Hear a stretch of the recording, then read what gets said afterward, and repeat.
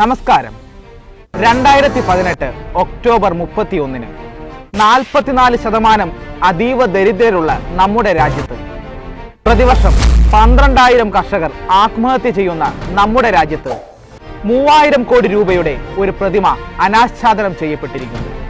അതെ, 3,000 കോടി രൂപ. നമ്മുടെ രാജ്യത്തെ അനേക ലക്ഷം ജനങ്ങളെ ദാരിദ്ര്യരേഖയ്ക്ക് മുകളിലേക്ക് കൈപിടിച്ചുയർത്തേണ്ട 3,000 കോടി രൂപ. നമ്മുടെ രാജ്യത്തെ കർഷകർക്ക് കൈത്താങ്ങാവേണ്ട 3,000 കോടി രൂപ. നമ്മുടെ രാജ്യത്തിന്റെ വികസനത്തിന് വേണ്ടി മാറ്റിവെക്കേണ്ട 3,000 കോടി രൂപ. അതൊരു ചെറിയ തുകയല്ലെന്ന് ഞങ്ങൾക്കറിയാം സർ.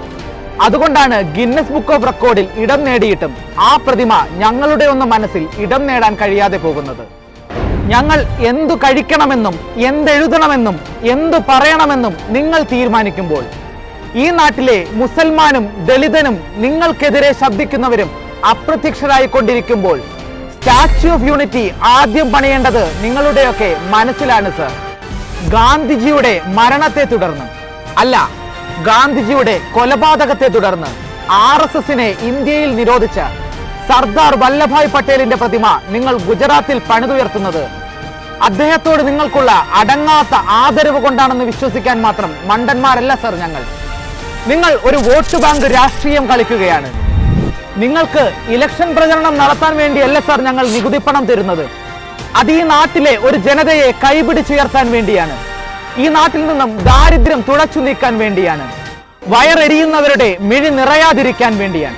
ഇന്ത്യയിലെ ആദിവാസികൾക്കിടയിൽ 30 കൊല്ലത്തോളം ജീവിച്ച വെറിയർ ആൽവിൻ എന്ന ബ്രിട്ടീഷുകാരൻ പറഞ്ഞൊരു വാക്യമുണ്ട്. ദാരിദ്ര്യം നമുക്ക് ചുറ്റുമുള്ളത് കൊണ്ട് അതെന്താണെന്ന് നമ്മൾ മറന്നുപോകുന്നു. NS മാധവൻ ഹിഗ്ഗുറ്റ എന്ന കൃതിയിൽ പറഞ്ഞ കുറച്ചു വാക്യങ്ങൾ ഉദ്ധരിച്ചുകൊണ്ട് നിർത്തട്ടെ. ഞങ്ങളുടെ നാട്ടിലെ സഖാക്കൾക്ക് ഇവിടുത്തുകാരേക്കാൾ ബുദ്ധിയുണ്ട്. അവർ മരിച്ചുപോയ തങ്ങളുടെ നേതാക്കളുടെ ഓർമ്മയ്ക്കായി ലൈബ്രറികളും ആശുപത്രികളും പാർട്ടി ഓഫീസുകളുമാണ് പണിയുന്നത്.